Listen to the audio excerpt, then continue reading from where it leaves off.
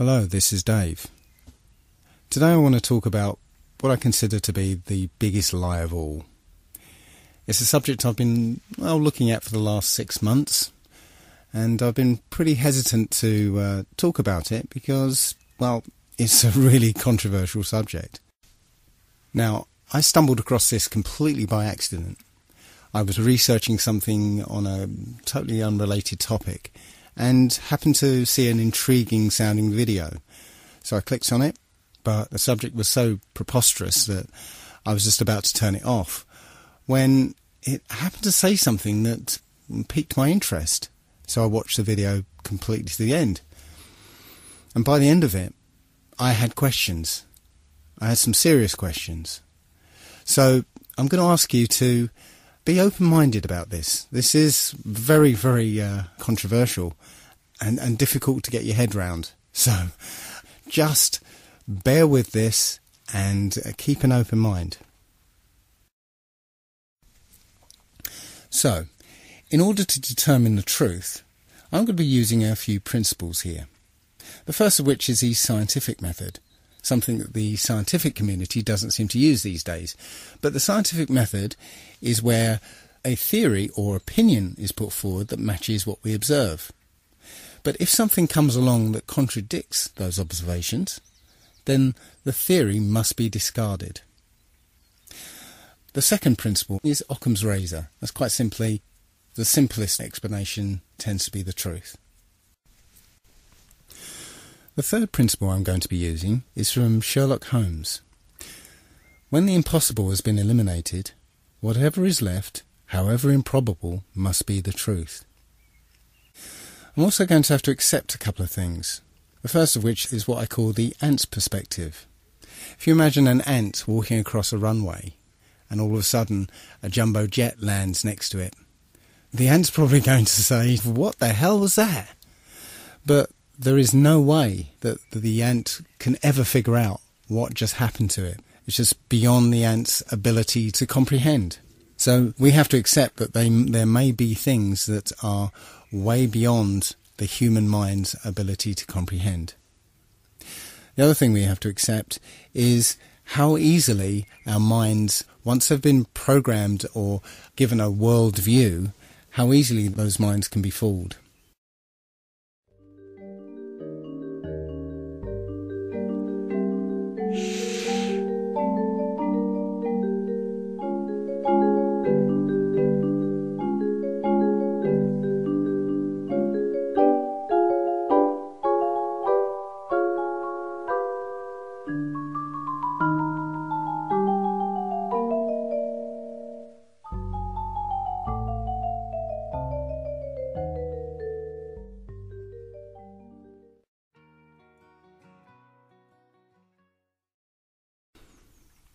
You started watching that video with a certain worldview. After all, you know what a room looks like. But those preconceptions caused you to ignore some of the subtle cues that would have given the game away, such as the black rectangle underneath the chair, or the difference in colour between the cups, or even the strange angles of the picture on the wall.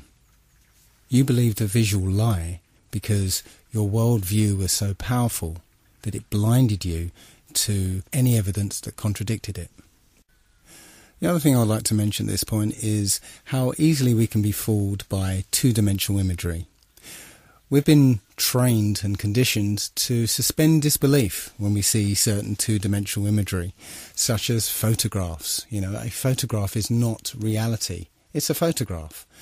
And photographs can be altered and manipulated. Video is not reality.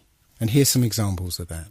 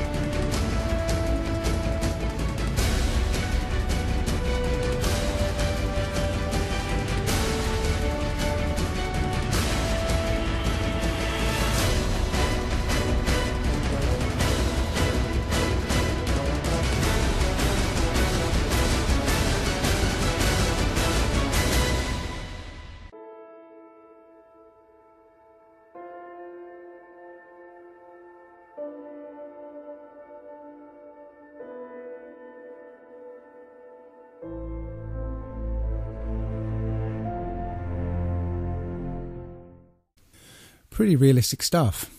Point is, you can't automatically trust any two-dimensional imagery or media that's presented to you by the establishment. So let's get down to it then, shall we? This is apparently the truth of our world. We live on a spherical planet called Earth, spinning at 1,000 miles an hour on a 23.4 degree tilt. Now, I always thought it was 23.5 degrees, but as I researched into this, I found it was actually 23.4. That's 23.4 degrees away from vertical. Funnily enough, that leaves 66.6 degrees away from the horizontal. Interesting. So anyway, we're orbiting an ordinary star that is apparently 93 million miles away. The Sun itself is embedded in a galaxy of 100 billion stars, and that galaxy is one of trillions and trillions in an infinite and expanding void. And in the midst of that void, we are just an insignificant and unimportant microbe that arrived here by accident, that's crawling around on this speck of dust. Now, I know what you're thinking. Oh dear, he's turned into one of those flat earther people. But if you've ever discovered the truth behind all those things that have been labelled as conspiracy theories, you've been willing to set aside your preconceptions of the world to be able to accept a new and often terrifying version. This is no different, so please bear with me. The first thing that people will automatically say is, of course we live on a spherical Earth. We've got the photographic evidence, don't we?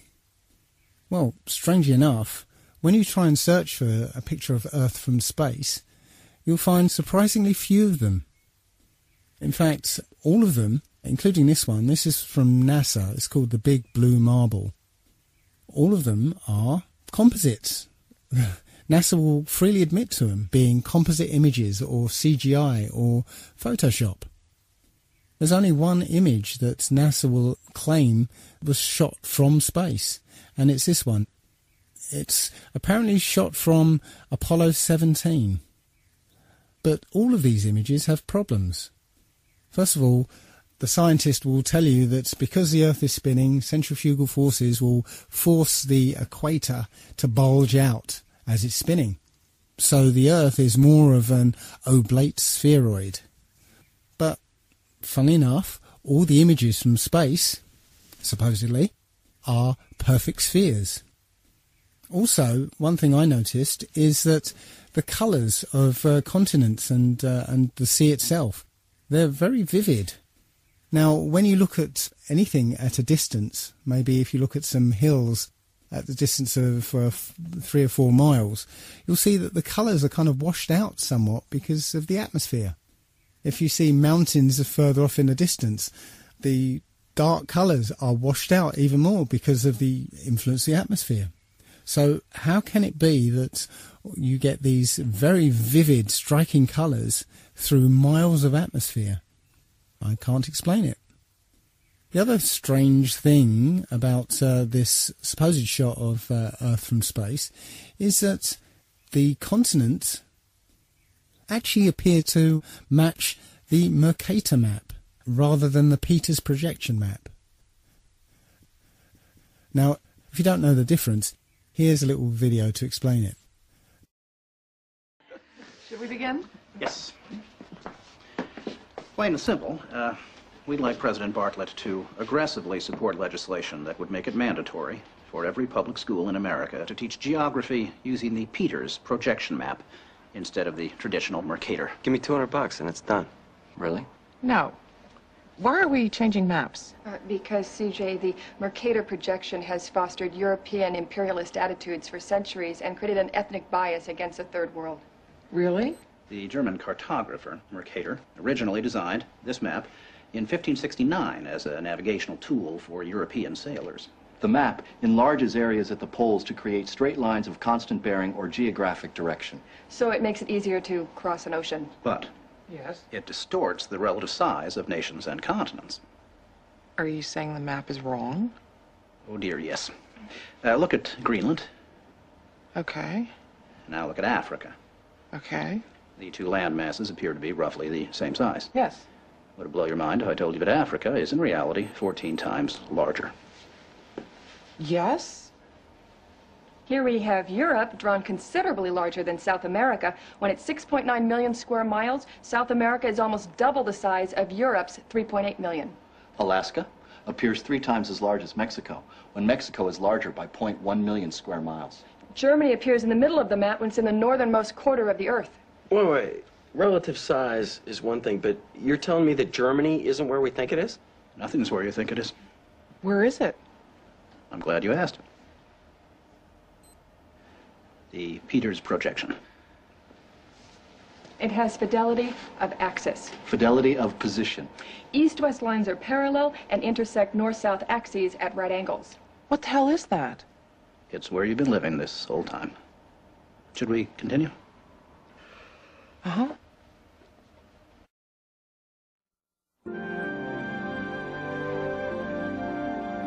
So, you're probably wondering what all of this has to do with social equality. No, I'm wondering where France really is. Guys, we want to thank you very much for coming in. Hang on, we're gonna finish this. Okay. What do maps have to do with social equality, you ask? She asked. Salvatore Natoli of the National Council for Social Studies argues, in our society, we unconsciously equate size with importance and even power.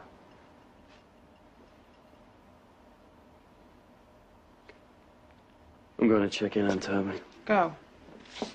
These guys find Brigadoon on that map. You'll call me, right? Probably not. Okay. When third world countries are misrepresented, they're likely to be valued less. When Mercator maps exaggerate the importance of Western civilization, when the top of the map is given to the Northern Hemisphere and the bottom is given to the Southern, then people will tend to adopt top and bottom attitudes. But wait, where else could you put the Northern Hemisphere but on the top? On the bottom. How? Like this. Yeah, but you can't do that. Why not? Because it's freaking me out. So the Mercator map was designed as a navigational aid, but the Peters projection map is a more accurate rendering of what the continents look like. So why then do all the images of Earth from space show the Mercator map? I guess that's because that's what we're used to. Even the one image that is claimed to be an actual photograph of Earth from space is called into question, simply because of a film that was released accidentally by NASA of Apollo 11 faking the very first picture of Earth from space. So let's have a look at that video. An old reel received by mistake. It contains the raw or unedited footage of the crew of Apollo 11, Michael Collins, Edwin Aldrin Jr. and Neil Armstrong, staging part of their mission for nearly an hour in living color, with exceptionally clear behind-the-scenes audio of conversations discussing the techniques used to achieve a disingenuous picture depicting the Earth at a distance, in order to falsely demonstrate their far journey from it and their ability to survive passing through the Van Allen radiation belts. It cannot be misconstrued that this staging was done for some other reason, for the reel itself is slated and dated July 18th, 19th and 20th, 1969, the very days of the mission when they were said to be approaching and achieving lunar orbit. Understand, too, that only about 20 seconds of this raw footage was ever broadcast to the public, and these conversations discussing their deception were believed to be private. Until now.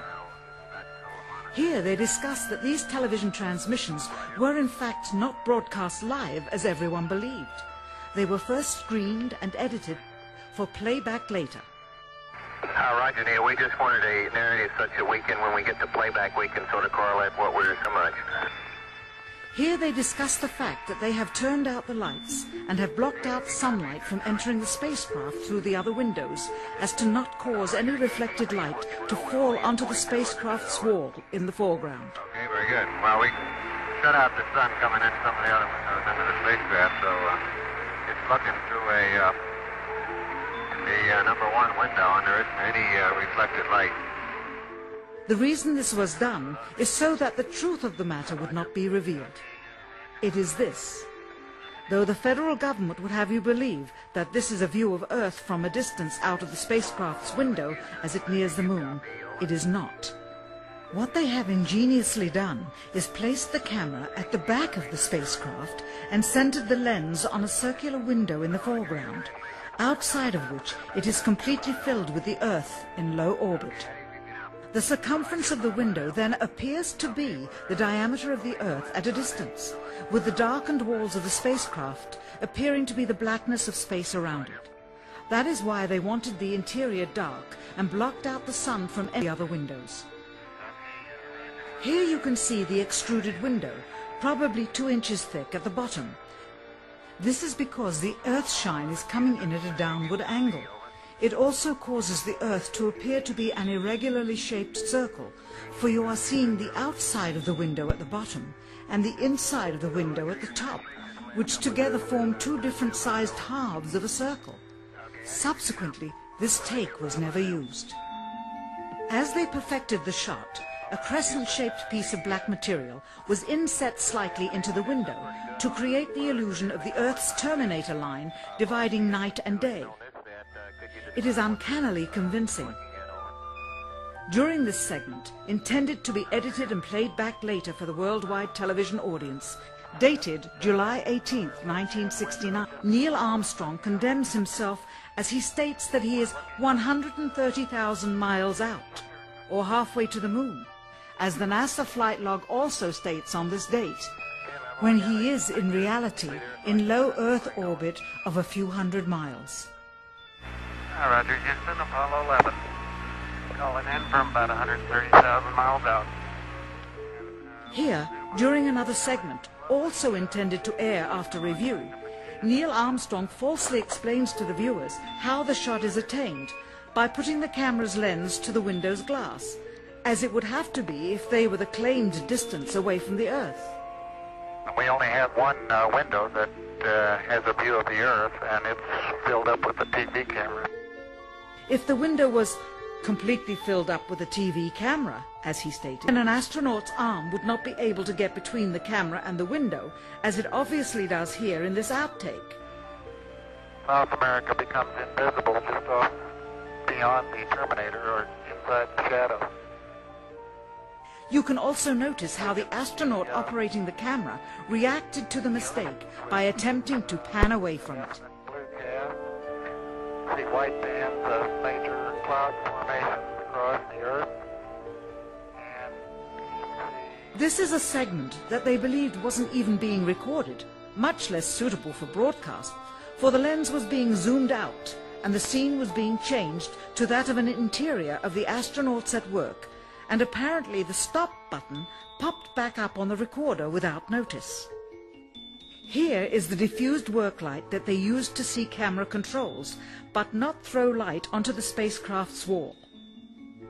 Here they remove part of the crescent insert.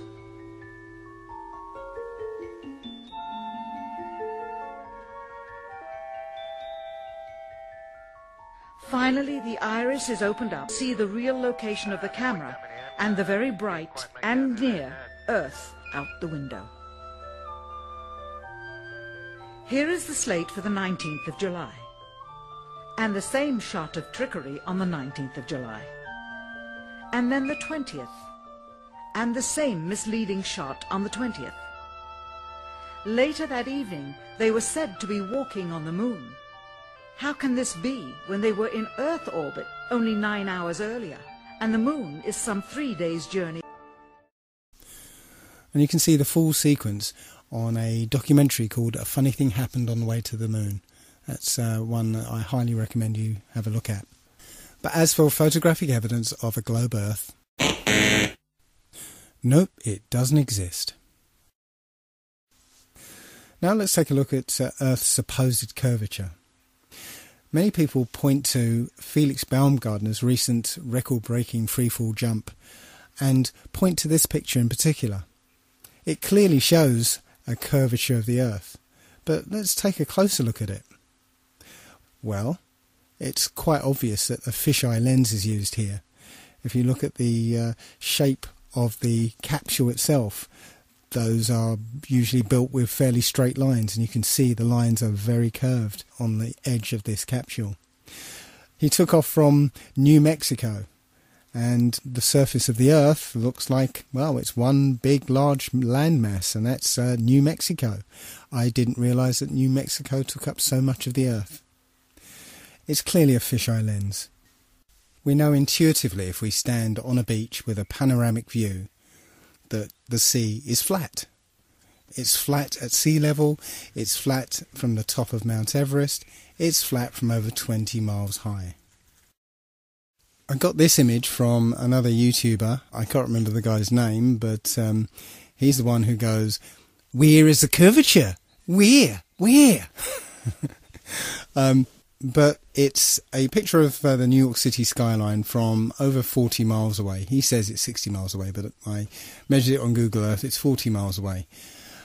The reason I added this one is because I used to live halfway between Bear Mountain and New York City, and from North Route 17, I was clearly able to see the New York City skyline from about 20 miles away. From 40 miles away, the New York City skyline should have been about 1,000 feet below the horizon. And that neatly leads me into the horizon problem. No matter where you are above the surface of the Earth, the horizon always rises to your eye level. Doesn't matter if you're standing on a beach, or up a hill, or in a plane at 35,000 feet. The horizon is always at eye level.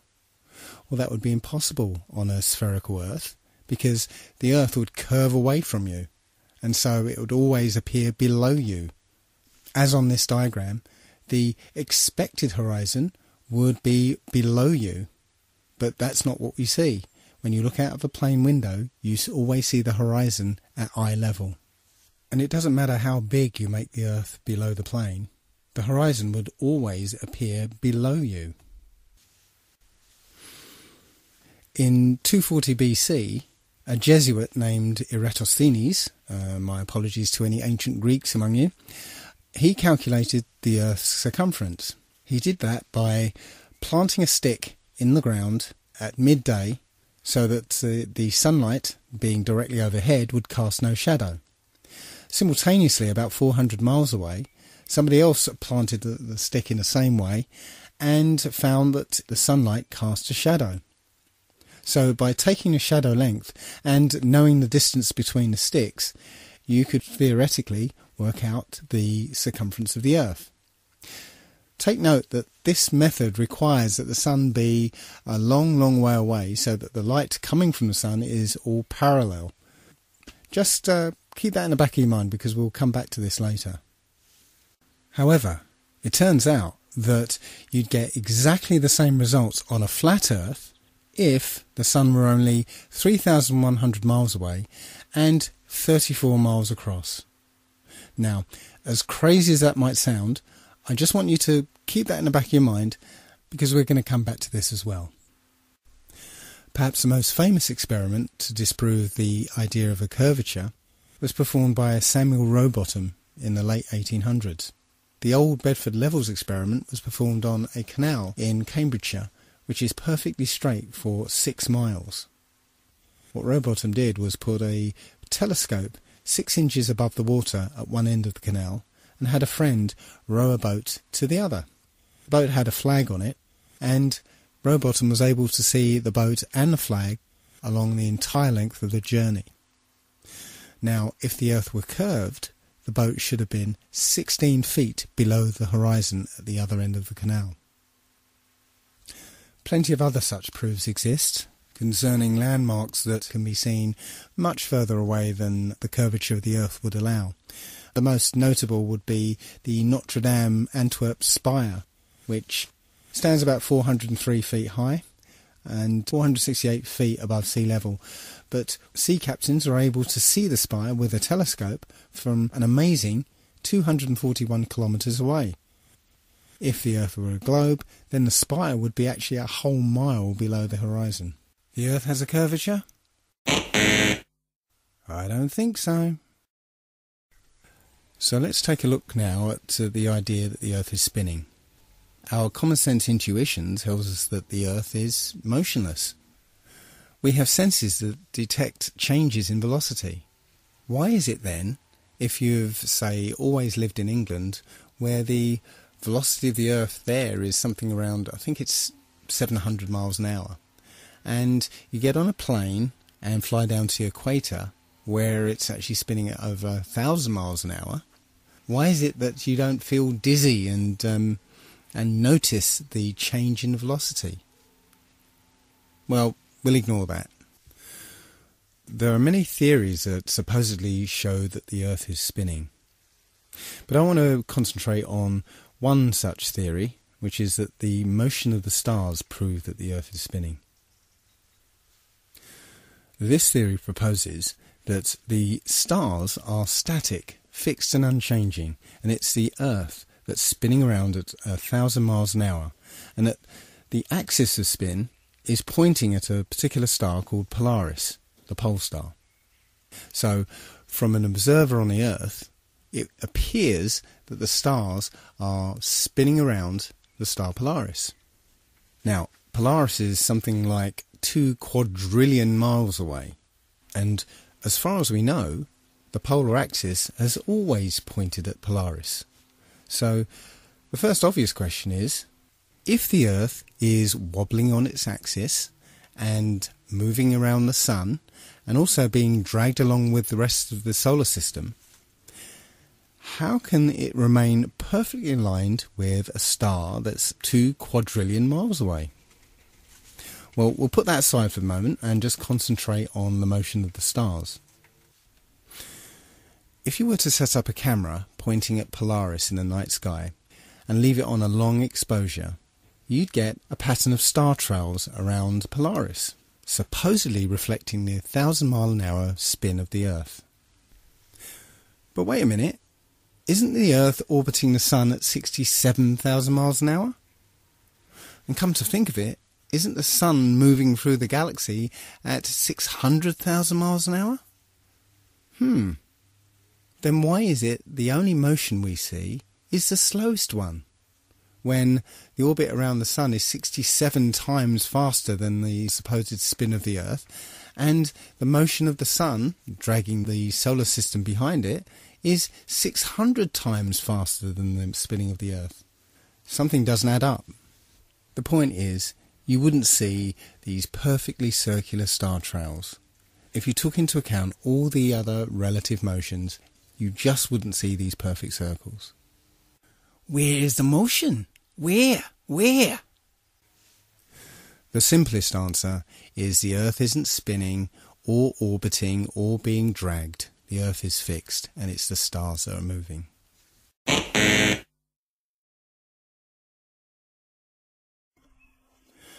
So now let's turn our attention to the Sun. What do you think is wrong with this picture? Any idea? Well, take a look at the angle of the rays.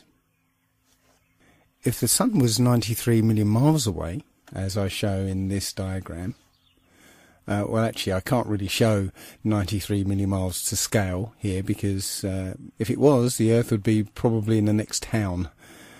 Point is that at that kind of distance, all the light rays from the Sun would be parallel near enough. And, if you recall, Eratosthenes' calculation of the circumference of the Earth actually depends on the light being parallel from the Sun. So, when the light shines through broken cloud, it would hit the ground parallel, rather than at this kind of angle. So, if you're able to measure the angle of these sun rays, you can basically, with a bit of simple geometry, figure out exactly how high the Sun is. And that turns out to be about 3,100 miles. And if you were going to try and hide this information, that the Sun is actually very close, perhaps you'd encode it in symbol. Does this look familiar? There are quite a few videos like this one where people send up their video cameras on weather balloons. One thing to note is where you can see a hot spot on the clouds directly under the sun, like here. You see it? Directly under the sun is a hot spot. Now, that would be impossible if the sun was 93 million miles away. But also note how the sun appears to move with the Earth. As the camera rocks about, you'll see the sun moving around with the Earth. Now again, if the sun was 93 million miles away, you wouldn't see that. Just like if you were on a speeding train, the trees next to the track will whiz past you, but the mountains in the distance would, well, they'd hardly move. And if the sun was behind those mountains, the sun wouldn't move at all. So just like in this diagram, you can see there's a sun a long, long way off and a sun that's directly above the kind of landscape. And as the camera is simulated to move here, you can see that the closer sun is moving with the simulated Earth here. But the one further away moves as if it was further away. You can see it hardly moves in relation to the Earth. Again, that's not what we see in these videos. The sun appears to be directly above the flat Earth. In the flat Earth model, the sun rotates around us and only appears to rise and set because of the way our vision works. We see in perspective. That is, the horizon is at our eye level, and as things recede from us, they tend to converge to the centre of that horizon line, to a place that's known as the vanishing point. Just as if you were standing at the end of a very long corridor, you would see that the walls would appear to converge. The floor would appear to rise up to meet the horizon, and the ceiling would also appear to move downwards. Of course, the walls and the ceiling are all parallel to each other, so they don't actually move anywhere, but it would just appear that way. And anything that lies beyond the vanishing point is effectively invisible to us. It's beyond the limit of our vision. The clouds in this picture are all at the same height, but the further they are away from you, the lower down in the sky they appear to be. And similarly, the further away the cloud shadows are on the ground, the higher up they appear to be. Now, try and watch the following video without the preconception that the sun rises and sets, but rather moves closer to you and then moves further away.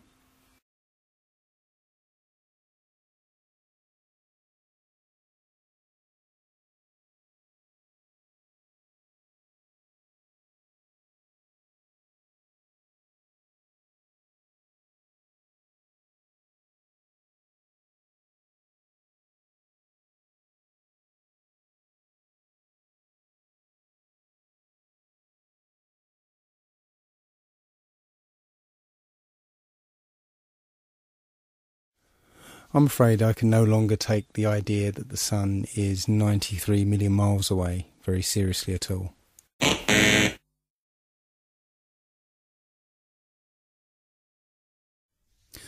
So now let's turn our attention to the moon. Many of us have seen the moon appear full at various times throughout the day, as in this picture. But how can that happen? If you're standing at point C, then it's the middle of the night. Full moon, no problem. And if you're standing at point A, it's early in the morning. Certainly if you stare back at the moon in the night sky, then yes, you can see a full moon.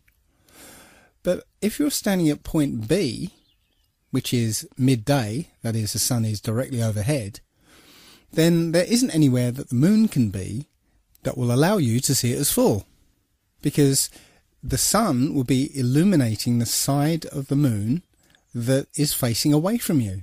So the best you'll be able to see is a sliver of the moon. Think about it next time you see the full moon during the day. every month the moon goes through 8 distinct phases. Always the same 8, always the same order. Supposedly because of a relationship between the position of the moon relative to the position of the Earth and the Sun. So let's say it's December, and throughout the month we see the normal 8 phases of the moon. But what happens when it's June and the Earth is supposedly on the other side of the Sun? Shouldn't the phases be reversed? That's not what we see. We see the same 8 phases in the same order.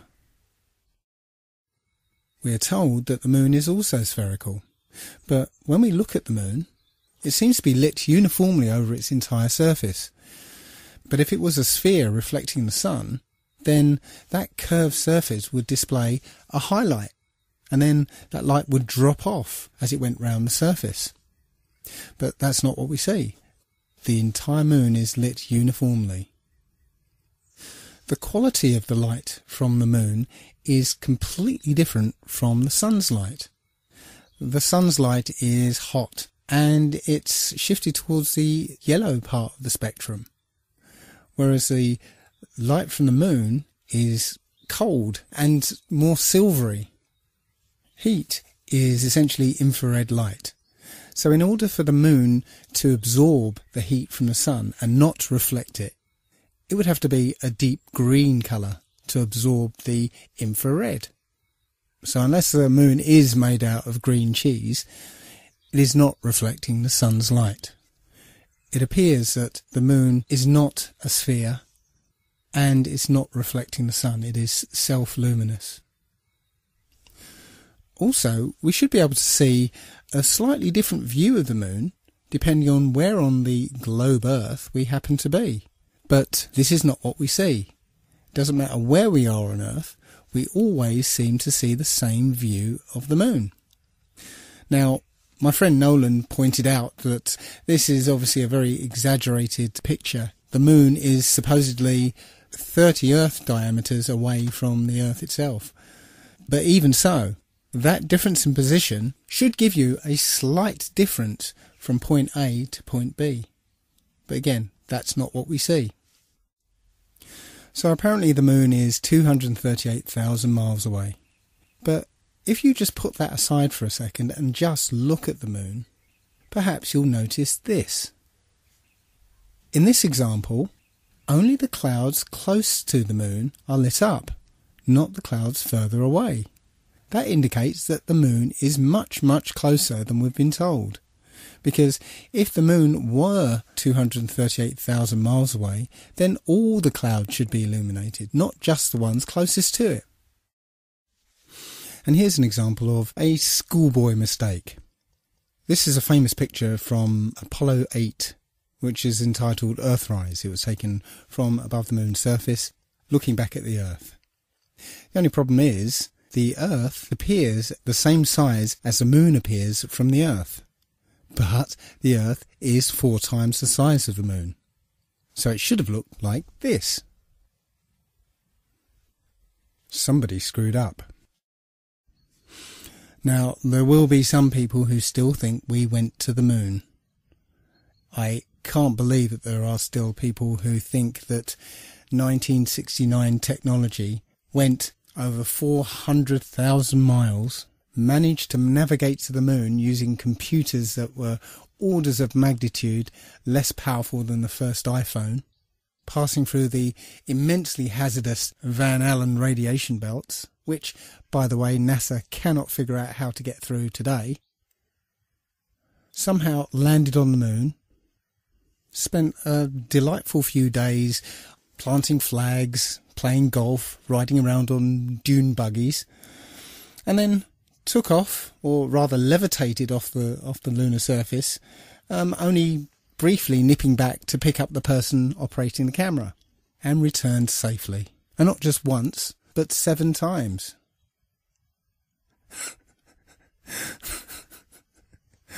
It's a fantasy. The whole thing is a fantasy. Everything you saw supposedly on the moon was in a soundstage using Stanley Kubrick's perfected front projection technology. And I'm not going to spend much time. There's plenty of evidence to show that it was completely faked. It was complete fantasy.